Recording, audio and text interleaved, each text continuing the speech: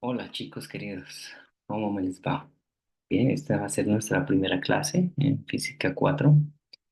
Básicamente, como lo vieron en el programa, es óptica, geométrica, un poquito lo básico, lo inicial. Después vamos a seguir avanzando con temas. Esto corresponde al programa que les compartí en el Moodle y lo que hablamos la primera clase. ¿Qué vamos a hacer hoy? Vamos a explorar la naturaleza de la luz y las leyes fundamentales de la óptica geométrica. Cubriremos cómo la luz viaja, cómo interactúa con los medios y cómo se mide su velocidad. Como un ejemplo de que estas cosas son realmente visuales y están dentro de lo que hemos visto en algún momento, imagínense este caso de acá. Tenemos dos vasos, uno sin agua, el otro con agua. Tenemos dos lápices. En uno podemos observar prácticamente el lápiz recto, pero acá tenemos un lápiz que como que aparentemente se partiese. Y otra cosa que estoy seguro que también han experimentado es esta visión de que el asfalto está como con agua, especialmente en los días calurosos. Pero a medida que uno se acerca, resulta que no, que esta agua se va moviendo.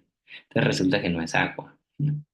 Entonces al final de la clase vamos a entender un poquito por qué estos fenómenos. Este es más o menos el esquema, lo que vamos a hacer.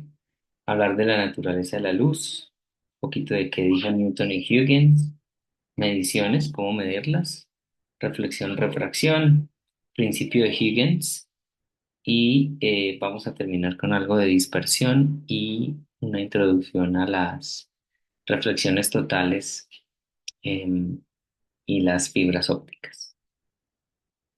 Entonces, ¿qué es esto de la naturaleza de la luz? Inicialmente habían dos teorías. Bueno, la primera teoría y la más aceptada era la de Isaac Newton. Él decía, bueno, la luz se explica porque son partículas emitidas por una fuente luminosa y que estimulan tus ojos. Al decir partículas, cuerpos pequeñitos, entonces esto se llama teoría corpuscular. Es como si fueran pelotas de ping-pong pegando en los ojos y haciendo que veamos. Luego Huygens, más adelante, él dice, pues yo puedo explicar todo lo que explica Newton y además otras cosas adicionales si considero que la luz no son partículas, sino que son ondas. Entonces aparece la teoría ondulatoria de la luz. ¿Qué pasa hoy en día? Hoy en día conocemos que las dos estaban bien y habla uno de la dualidad de la luz. Hay veces que se comporta como onda, hay veces que se comporta como partícula. Interesante, ¿no? Ahora hablemos de las mediciones. ¿Cómo medir la luz? Esta gente sabía, listo, hay luz.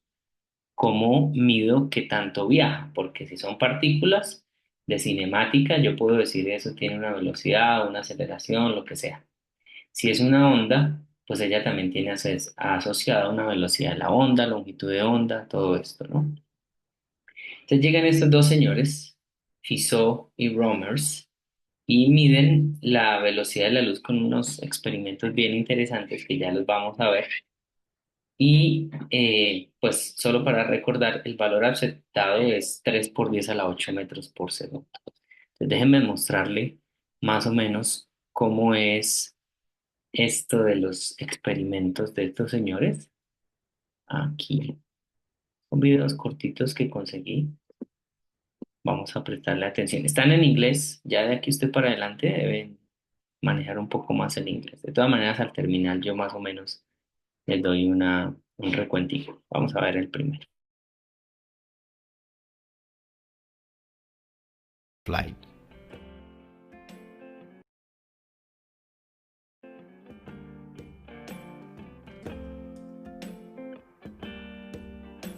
For this setup, we will need a motorized rotating wheel, which has a large number of teeth and gaps like a gear.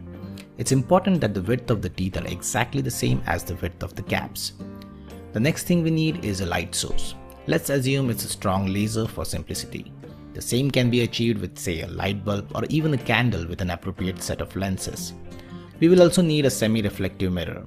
It is a partially glazed glass which allows some light to pass through it and some would get reflected. we'll need to keep it tilted for reasons which will be obvious very soon.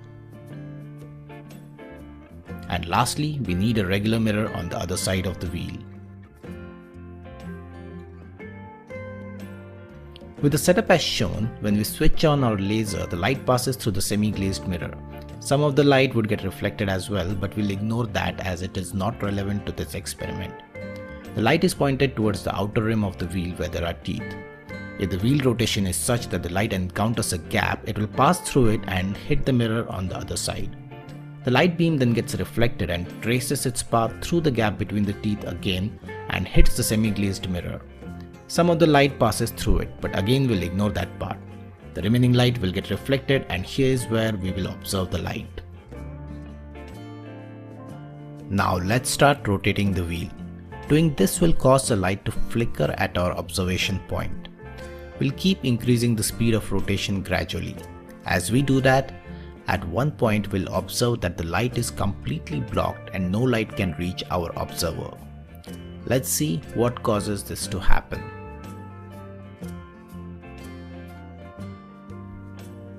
This will only happen when the light passing through the gap between the teeth, by the time it reaches back to the wheel has moved exactly one tooth distance, and so it blocks the reflected light beam. As it has moved exactly one tooth distance, all the light passing through the gap will get blocked. The light from the rightmost edge of the gap will hit the rightmost part of the adjacent tooth. Light passing through the middle of the gap will hit the middle, and light passing through the left edge of the gap will hit the left edge of the tooth. So all the light is blocked from the observer's point of view. From this we can see that the time taken by the light to travel from the rim of the wheel to the mirror and back is same as the time it takes for the wheel to rotate by the width of one tooth. With this information, we can figure out the speed of light if we know the speed at which the wheel is rotating. Let's do some math and find out the speed. If the number of teeth on the wheel is say 720 and the speed of the wheel at which light blocks is 13 revolutions per second, which means time it takes to rotate one full circle is 1 by 13 seconds. We can now find out the time it takes for the wheel to move the distance of one tooth. There are 720 teeth and 720 gaps of the same length. So if we divide the speed of the full rotations by 720 plus 720, we get the time it takes to rotate one gap length. Now the distance between the wheel and the mirror is 8 kilometers or 8,000 meters. Yeah, it has to be that large. So the distance light travels from the wheel to the mirror and back is twice of that. That is 16 kilometers or 16,000 meters. If we denote c as the speed of light, the time taken by the light to travel 16,000 meters is 16,000 divided by c. Now this time must exactly match the time it takes to rotate the wheel by one tooth distance to effectively block the light completely, which gives us speed of light to be approximately 3 times 10 raised to 8 meters per second.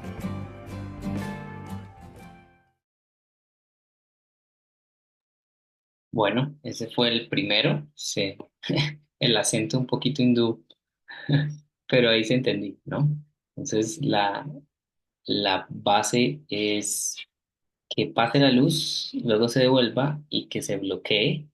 Con eso, calculando, pues con cinemática se puede hallar la velocidad de la luz en el aire. Vamos al segundo experimento. Este ya es un poquito más astronómico. Miremos.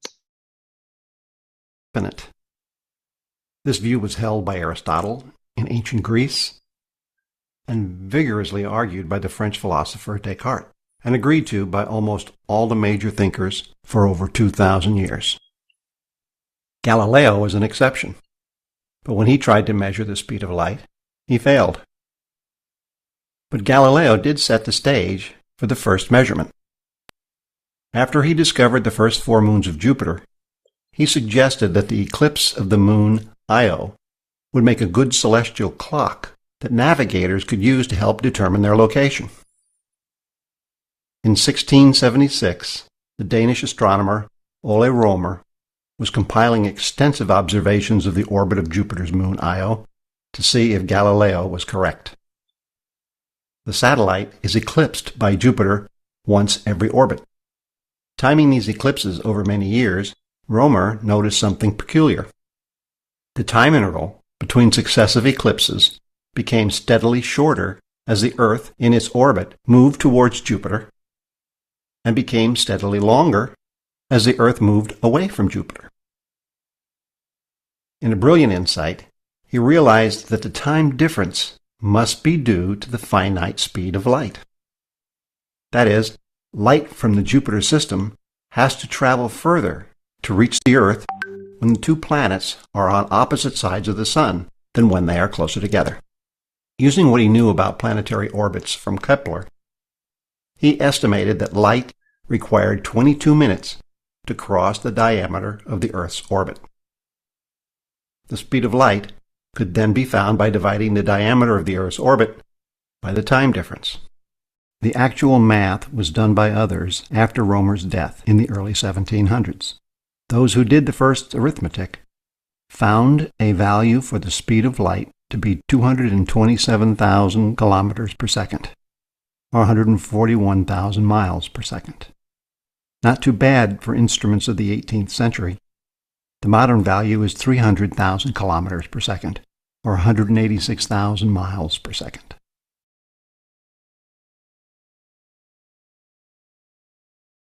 Y este fue el segundo experimento. Se basa en el eclipse de esta luna Io de Júpiter con respecto tanto a la órbita de la luna como a la órbita de la Tierra alrededor del Sol. Entonces medían el tiempo que demoraba en atravesar la órbita de la Tierra y ya con distancias medidas era fácil. Otra vez, cinemática básica, velocidad, distancia sobre tiempo. Fíjense que estas cosas eran en el siglo XVIII, era 1700 algo. Entonces, esta gente la tenía clara. Miremos este ejemplo de la rueda de Fizeau. Tengo 360 dientes y 55 revoluciones cada segundo. Luego un pulso de luz que pasa a través de la abertura en A, esta, pasa a través de la abertura en C. Si D es igual a 7.000 kilómetros, 7.5 kilómetros o 7.500 metros, ¿cuál es el valor de la velocidad de la luz? Entonces, esto es exactamente lo que veíamos antes. Entonces, es simplemente recordar. La velocidad es distancia. La distancia es 2 veces SD sobre el tiempo que demora. Sin embargo, yo recuerdo pues de movimiento circular uniforme que la velocidad angular es delta teta sobre delta t. Entonces, esto quiere decir que esto es 2 d omega, porque me la dan, ¿cierto? Revoluciones por segundo, sobre delta teta. Ok, así tengo esto. Y ya, yo creo que esto es suficiente. Pongámosle los valores. 2 veces 7.500 metros multiplicado por 55 revoluciones por segundo. Y acá tengo entonces el delta teta, que es entonces 1/360 revoluciones. Eso es lo que es una revolución, son 360 grados, podemos hacer ahí el cambio. Esto, al operarlo, nos da un número bastante cercano al aceptado hoy en día, que es 2,97 por 10 a la 8 metros por segundo. El error porcentual es bastante pequeño, menos del 2%. Bien, continuamos entonces con la siguiente parte que es óptica geométrica. Y aquí, así como en cinemática en física 1 utilizábamos el modelo de partícula, que es decir, a mí no me importa si el avión tiene alas, si tiene la cabeza, lo que sea, no me importa la geometría, lo que me importa es quizás un punto en el avión, la cabeza, ya la cola, la llanta, lo que sea, y estudiaba ese movimiento. Acá este es el análogo para óptica, y esa es la aproximación de rayo. La aproximación de rayo es la siguiente. Yo tengo unas ondas planas, porque acuérdense que la luz es como si fuera eh, una onda, y tengo los frentes de onda. Esto se llama frentes de onda. Las líneas que yo trazo, que son perpendiculares a los frentes de onda, son los que yo llamo rayos. y me da la dirección en que viaja la onda, en este caso la luz. La condición para que se pueda manejar de esta manera es que, que la longitud de onda sea muy pequeño comparado con una distancia d. Esa distancia d, ¿de qué es? Lo puse acá. Entonces esto es más o menos el tamaño de objetos en el camino, ¿vale? Ya van a ver cómo es eso. Esto nos sirve para entender espejos, lentes, prismas, telescopios, cámaras, gafas y muchas otras cosas más. Y acá es donde viene la parte del D. El D, cuando viene la onda, si ven los rayos ahí dibujados, tiene un obstáculo y tiene un lugar donde pasar. Ese lugar tiene una dimensión D. Cuando la longitud de onda de la luz es mucho más pequeña que esa apertura, podemos hacer uso de los rayos. Es decir, siempre van a haber frentes de ondas y los rayos van a ser perpendiculares a esos frentes de ondas. Entonces miremos contraejemplos. Cuando hay contraejemplos es, por ejemplo, si lambda es parecido a d, entonces, ¿qué sucede? Entonces ya la longitud de onda es muy similar a este. La onda va montada aquí en estos frentes de onda. Cuando son similares, vea que esta distancia es muy similar a esta. Cuando son similares, ya no puedo usar la aproximación de rayos, porque acá tengo frentes de onda planos y aquí tengo frentes de onda circulares.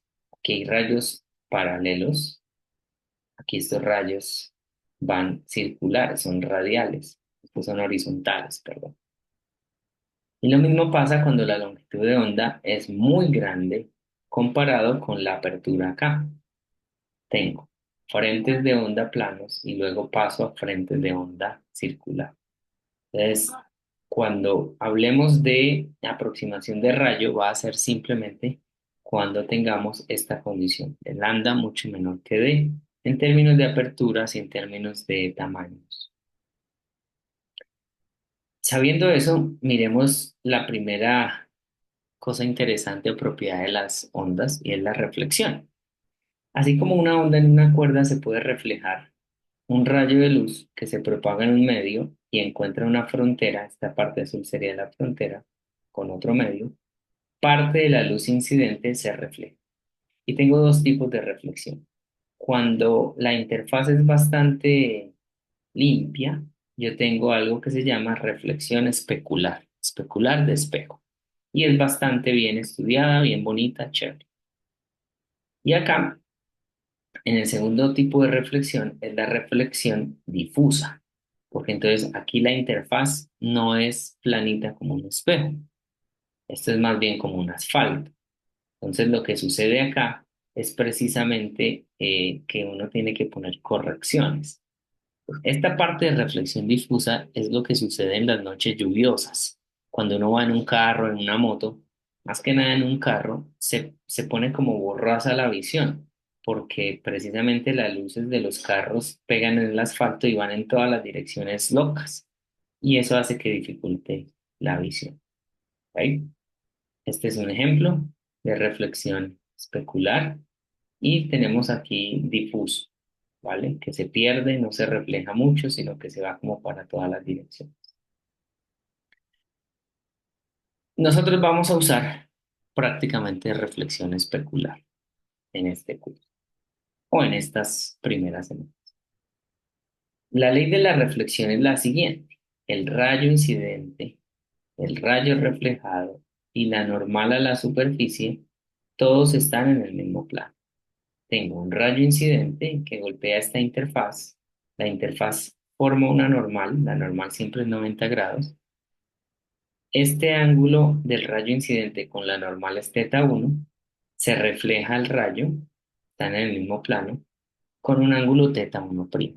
Y la ley de la reflexión dice que en esas reflexiones especulares, el ángulo incidente es el mismo ángulo reflejado. θ1' es igual a θ1.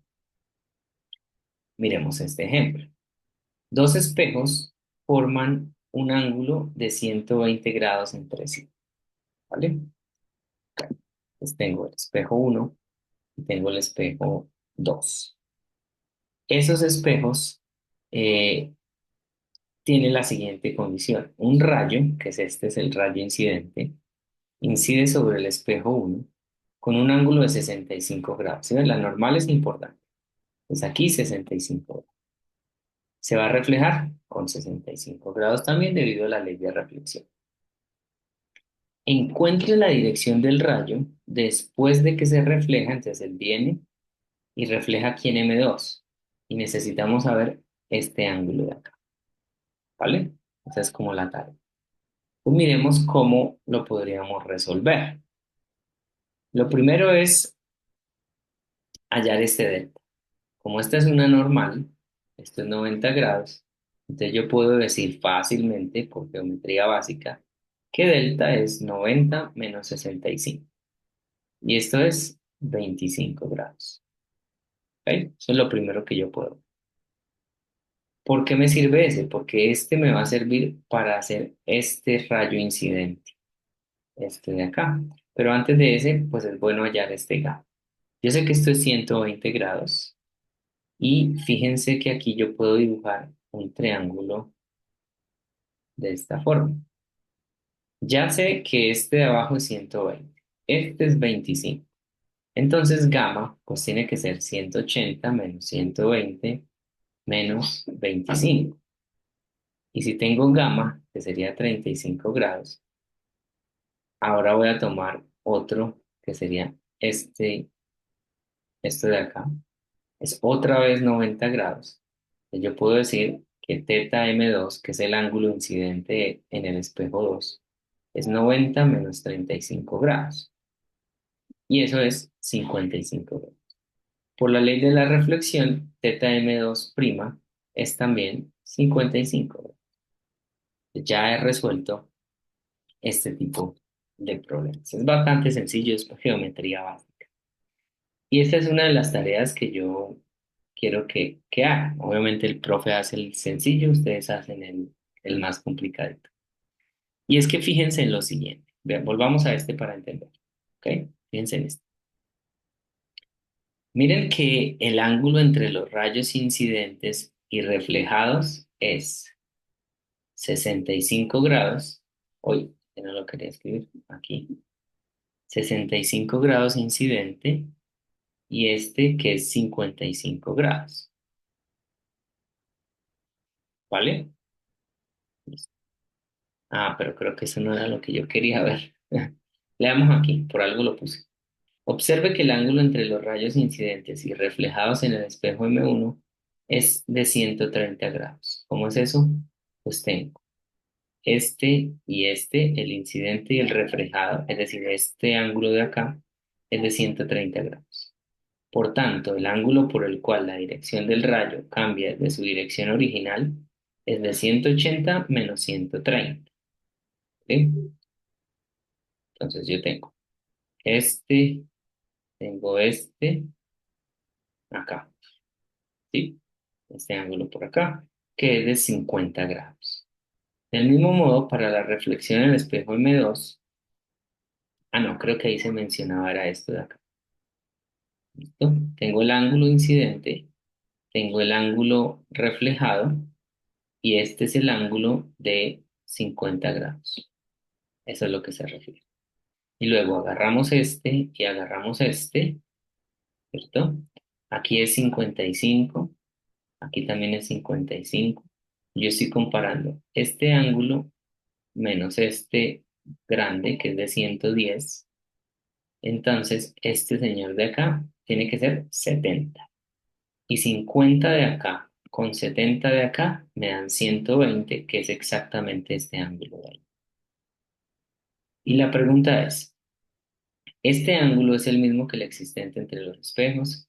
¿Qué pasa si el ángulo entre los espejos cambia? Es decir, no es 120, puede ser 80, 200, lo que sea. Bueno, 200 no porque tiene que reflejarse. Si es 200 no alcanza. No, mentira, si 200, hasta por acá, ¿no? Casi 160 podría reflejarse. El cambio global en la dirección del rayo de luz siempre es igual al ángulo entre los espejos. Es decir, Ese análisis pequeñito entre este y este va a ser el mismo o no. Y pueden usar esta gráfica para resolverlo. Así que miren ahí. Les doy una ayuda. La respuesta es no. No siempre es igual. Ese fue solo una coincidencia, ¿vale? Pero ustedes tienen que probarlo con sus propios medios. Un poquito de álgebra. Otra de las propiedades de la luz es la refracción. Entonces, esta parte de la refracción es cuando se cambia de medio. Entonces, ¿qué sucede? Antes estábamos mirando esto de rayo incidente, rayo reflejado. Pues sucede que cuando hay una interfaz, no solo hay una reflexión, sino que hay una refracción, cambia de medio. Y la ley de la refracción es la siguiente. El rayo refractado, que es este, se dobla hacia la normal, es decir, se acerca a la normal, porque la velocidad 2, en este caso vidrio y aire, la interfaz, es menor que la velocidad 1. Todos los rayos y la normal se encuentran en el mismo plano. Es decir, yo lo puedo dibujar en dos dimensiones. A eso es lo que se refiere. ¿Qué pasará si la velocidad es al revés? Si voy de vidrio a aire. Bueno, pues cambia, ¿no? Se va a alejar de la normal. Ustedes pueden analizar eso extra. ¿Qué se cumple? Esto lo vamos a escribir, de pronto más adelante lo vamos a derivar en detalle, pero por ahora créanme que se cumple esto. Seno del ángulo 2, es decir, de este sobre el seno del ángulo 1, este también se llama ángulo refractado, ángulo incidente. Ese cociente es el mismo cociente entre velocidades, en donde la velocidad 2 es la del medio 2, la velocidad 1 la del medio 1. Esta es la ley de la refracción. Miremos la siguiente situación, ¿vale? Acá. El primero, cuando un haz de luz pasa del aire al vidrio, la luz disminuye su rapidez al entrar a este y su trayectoria se dobla hacia el ángulo. ¿Ok? Se dobla porque al no tener tanta velocidad no va a avanzar mucho. Y como el tiempo sigue pasando, pues le va a agarrar ventaja con respecto a este ángulo y el ángulo se hace cada vez más pequeño. Y esto es lo que les decía, si voy de vidrio a aire, se aleja de la normal porque tiene más velocidad. Y esto también pues es cinemática, ¿no? Movimiento en dos dimensiones, pues es fácil. Lo que decía, ¿no? Entonces, se aleja de la normal. Eso nos lleva a una discusión del índice de refracción. La refracción entonces tiene que ver con la velocidad de la luz en el medio y la velocidad de la luz en el vacío o en el aire. Se aconseja decirle vacío mejor, pero bueno, a veces le dicen en el aire. Entonces tenemos la definición. Esto es tres rayitas porque es una definición. Es la velocidad de la luz en el vacío sobre la velocidad de la luz en el medio. A eso yo lo voy a llamar índice de refracción. Y aquí tenemos una tablita, denle una miradita, tenemos sólidos y líquidos. Los índices de refracción son diferentes, ¿vale? Y eso tiene sus aplicaciones a la hora de entender por qué el lápiz se, se, se veía doblado en el agua, en el vaso con agua y no en el vaso con aire. Eso es debido a la refracción. Y de hecho, esta es una de las cosas básicas que se tienen a la hora de crear capas de invisibilidad y materiales que aparentemente son invisibles. Ponle una mirada que a eso hay varias cositas ya hechas. Algo interesante es que al cambiar de medio, la luz no cambia su frecuencia, sino su longitud de onda. Pues aquí es donde viene la cosa. Supongamos que hay una interfaz medio 1 con índice 1, medio 2 con índice 2 y velocidad 2. Y tengo la onda que viene, tiene una longitud de onda así, ¿vale? Y tiene una frecuencia específica. Cuando cambia de medio, la longitud de onda disminuye. Ahora, aquí no es claro que la frecuencia no cambie. Pero sí es claro cuando recuerdan que la frecuencia, o perdón, que la velocidad es el producto entre la longitud de onda y la frecuencia. Se lo vieron ahí en física 2 creo, física 3 no me acuerdo. Creo que es física 3. No se ve muy en detalle, pero sí sé que se ve. Entonces tengo lambda por frecuencia. Este cambia, los dos cambian de una manera en que la frecuencia es la misma. Eso es como lo que hay que jugar ahí. Velocidad uno, velocidad 2. Como las frecuencias son las mismas, estos cocientes son iguales, pero estas velocidades ya las definimos en términos del coeficiente de difracción, el índice de difracción. Refracción, B, es porque ahorita vamos a hablar de difracción. Índice de refracción. El C se va y me queda B1 sobre B2, que es lo mismo que lambda uno sobre lambda 2 es igual a N2 sobre N1. Es decir, tengo una nueva relación entre longitud de onda e índices de refracción, que es muy, muy importante.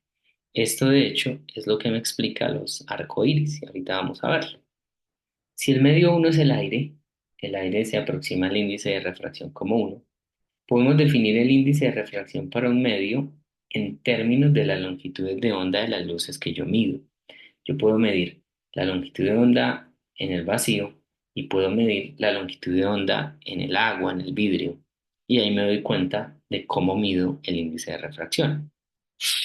Debido a que n es mayor que uno siempre, porque es mayor al aire, la longitud de onda del medio de índice n va a ser siempre más pequeña que la longitud de onda en el vacío. Es decir, como cosa 100% cierta es que la longitud de onda disminuye. ¿Ok? Utilizando esto y la ecuación que les dije que no íbamos a probar por ahora, pero que me creyeran, ya se me perdió, creo que me era más adelante. La del seno, esta. Podemos encontrar una ley que se llama la ley de Snell. Esta se llama ley de Snell. Y vamos a aplicar esto a una preguntita pequeñita, ¿vale? Entonces nos dice lo siguiente. Un rayo de luz con lambda, esa es la longitud de onda, igual a 589 nanómetros, viajando en el aire, incide sobre una lámina plana y uniforme de vidrio sin plomo con un ángulo de 30 Celsius, 30 grados, con la norma. Primero, calcular el ángulo de refracción. Entonces tengo la interfaz y yo sé que aquí se cumple. N2 seno de teta 2 es igual a N1 seno de teta 1.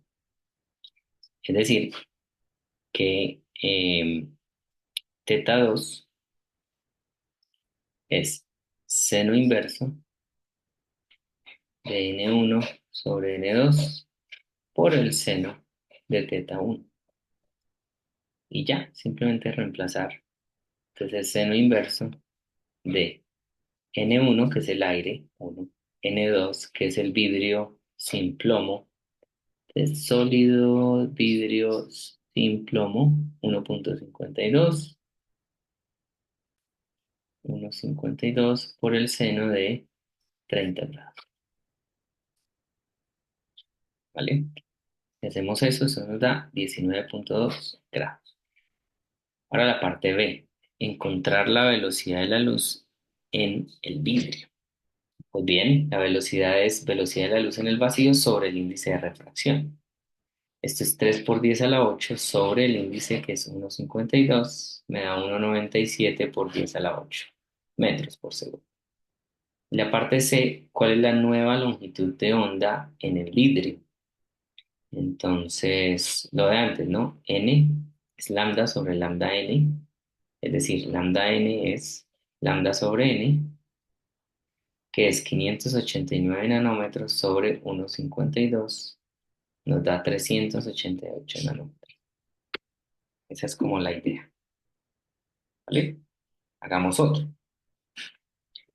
Un haz de luz pasa a través desde el medio uno hasta el medio 2, siendo el último una gruesa lámina de material cuyo índice de refracción es N2, lo que sea.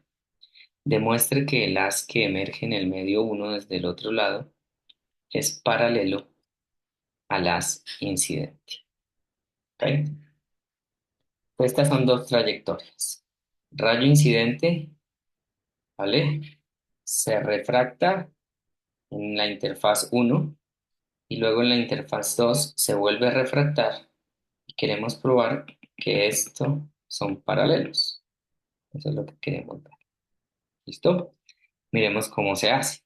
Entonces tengo la superficie uno. Yo sé que el seno de teta 2 es n1 sobre n2 seno de teta 1. Y en la superficie de abajo, seno de teta 3 es n2 sobre n1, porque es otra vez aire. Bueno, no importa cuál sea, por el seno de teta 2, que es el incidente. ¿Cierto? Bien. Luego puedo decir, listo, seno de teta 3 es despejando, sustituyendo la ecuación, pongámosle números, uno y 2 uno en 2. Eso me queda seno de teta 2, entonces me queda n2 n1 por n1 n2 seno de teta 1. Fíjense que se va esto, se va, y esto es igual a seno de teta 1. Si los senos son iguales, quiere decir que eh, son paralelos, ¿vale? Avanzamos, ahora hablamos del principio de Huygens. Este principio de Huygens dice lo siguiente, aquí lo puse en el enunciado, lo pueden leer.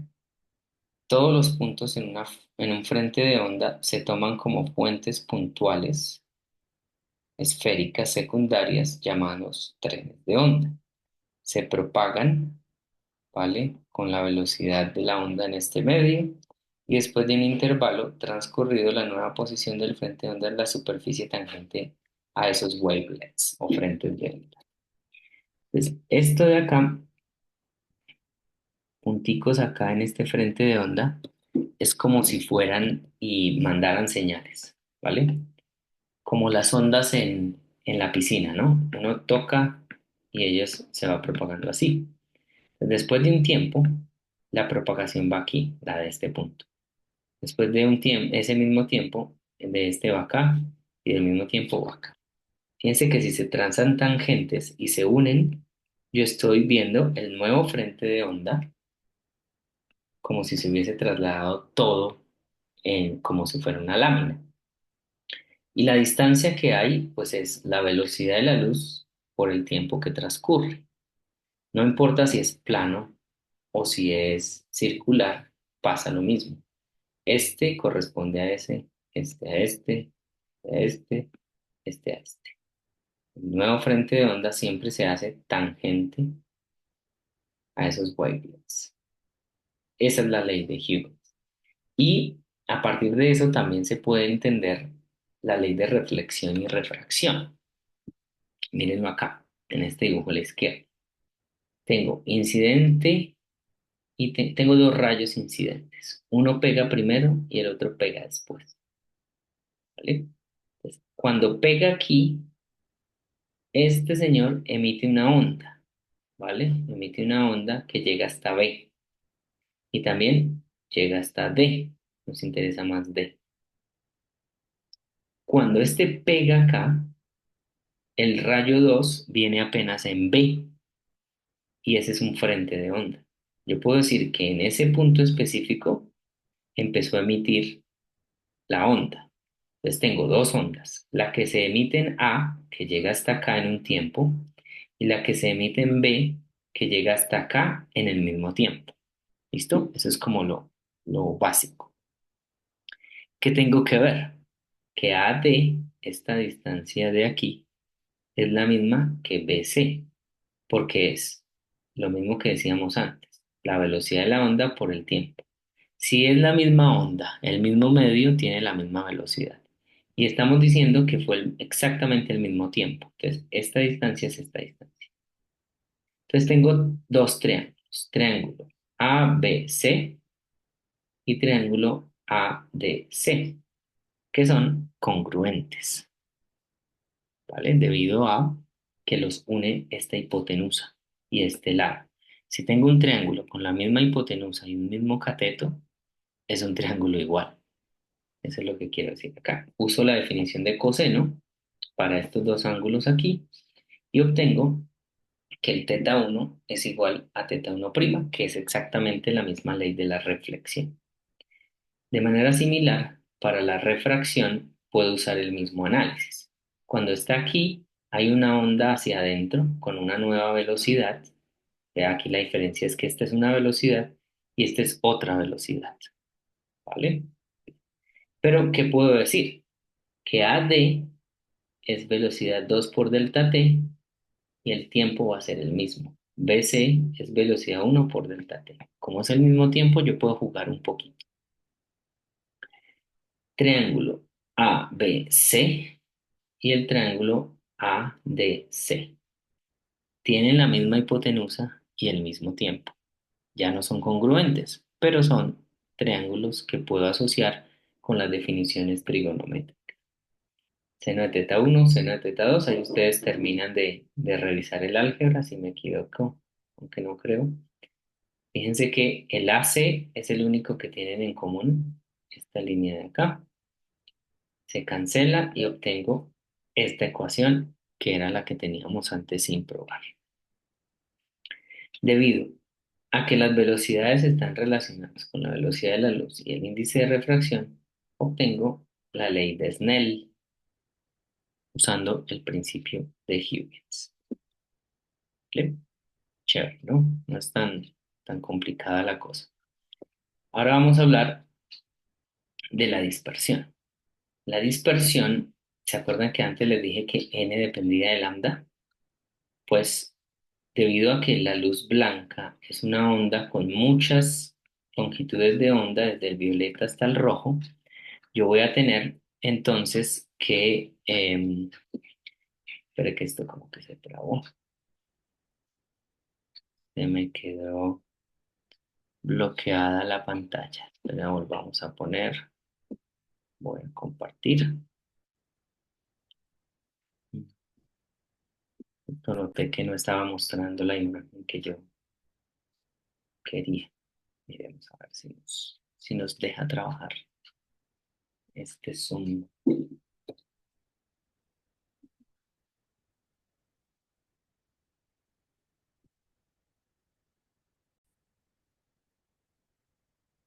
Ok, entonces aquí fue donde quedamos. Les decía que estábamos en la ley de Snell a través del principio de Huygens, refracción, y ahora dispersión. Tengo la luz blanca se divide en luces de muchos colores y el índice de refracción va cambiando con respecto a la longitud de onda que yo tenga. Vean, el violeta es de 400 nanómetros, el rojo es casi de 700, el verde está acá sobre el 500, azul 450, etcétera. Y el índice va cambiando respecto a esa longitud de onda. Dependiendo también del material, pues obviamente tengo valores diferentes. Y eso me ayuda a explicar la descomposición de la luz blanca en colores en un prisma. Si tengo un prisma y el prisma hace que la luz blanca, que es esta, se descomponga debido a los ángulos diferentes de difracción, eso hace que si entró blanco, se dispersó y se separó en violeta, rojo y todos los demás colores intermedios. ¿Por qué? Porque el índice de refracción varía con la longitud de onda. Si el índice de refracción cambia, gracias a la ley de Snell, los ángulos de refracción también cambian. Diferentes ángulos, diferentes direcciones, diferentes colores. Por eso es que podemos ver el arco iris. Supongan que allá son gotas. Suponga que acá tengo dos gotas. Esta gota me va a permitir ver el rayo que se dispersa más acá, que es el rojo. Ta, ta, ta, ta, ta, ta. Entonces, gracias a este veo el rojo. El que se dispersa menos es el violeta. Entonces, para ver ese violeta necesito una gota aquí que actúe como un prisma para que me la disperse, pero no tanto. Es decir, está más en el campo de visión de la persona. ¿Vale? Procesen y digan, ah, sí, interesante. Eso me lleva a la última parte, que es la parte de reflexión interna total. Puede suceder que al yo cambiar los índices de incidencia, si por ejemplo el índice de incidencia es todo hacia arriba, pues el rayo sale. Si tengo inclinado, sigue saliendo. Si lo inclino otro poquito, sigue saliendo y se refleja acá. Va a llegar un momento en un ángulo crítico en el que no va a haber nada aquí afuera porque am, no hay refracción de que pase de medio, sino que todo se refleja. Eso es lo que llama uno como reflexión total, que sería este de acá. Y en el ángulo crítico, toda la luz se refleja en el mismo medio donde está. Y eso sucede cuando el índice de refracción 1 es mayor que el índice de refracción 2. Entonces hagamos el análisis de ese ángulo crítico. El ángulo crítico se da cuando el ángulo de refracción es 90 grados. Miren, este es el refractado y esto es 90 grados, ¿cierto? 90 grados. Esa es la parte crítica, que sería este. Ya después, si sigo modificando, pues ya no estoy en la parte crítica. Ya va a ser sí o sí un ángulo mayor a teta crítico. Estoy garantizando que hay reflexión total. Oh, espera que se me movió esto. Ok, ahora sí. Desusando la ley de Snell, tengo que n1 seno de teta crítico es n2 y por tanto el seno de teta crítico lo encuentro para n2 sobre n1. Por eso n1 tiene que ser mayor a n2 para que la función seno quede bien definida. Ejemplo, si tengo agua, encontrar el ángulo en la frontera aire-agua. Pues es aire que tiene 1 y agua que es 1,33. En ese caso, el teta crítico es de 48 grados, 38,8, casi 41. Eso nos lleva a la implementación de fibras ópticas. Si yo tengo información en forma de ondas, en forma de luz, y yo no quiero que se pierda la información, pues tengo que hacer la parte de reflexión total. Y esa reflexión total se da a través de unos núcleos y de un recubrimiento para evitar que se pierda. Esos núcleos de vidrio de plástico con la interfaz aquí con este forro hace que nunca se pierda la información. Por más que yo doble la fibra, siempre se va a mantener. Y estos son unos ejemplos, ¿no? Estos ejemplos de fibra óptica, ahí están las luces, tú doblas esto y sigue habiendo luz acá. Y en las redes informáticas, ¿no? Y vamos a terminar entonces aquí mostrándoles cómo funciona esto de reflexión total con agua.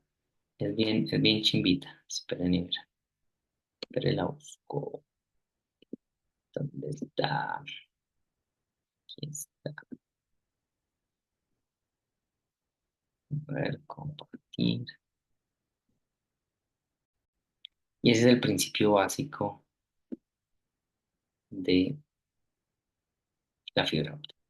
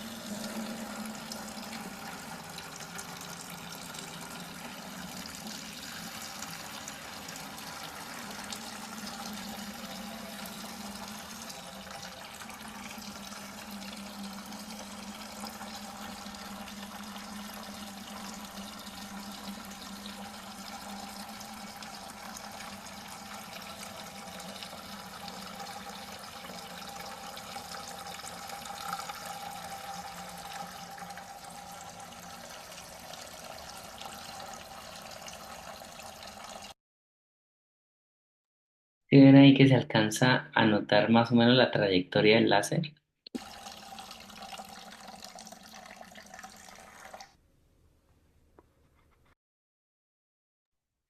Y listo. Eso fue todo.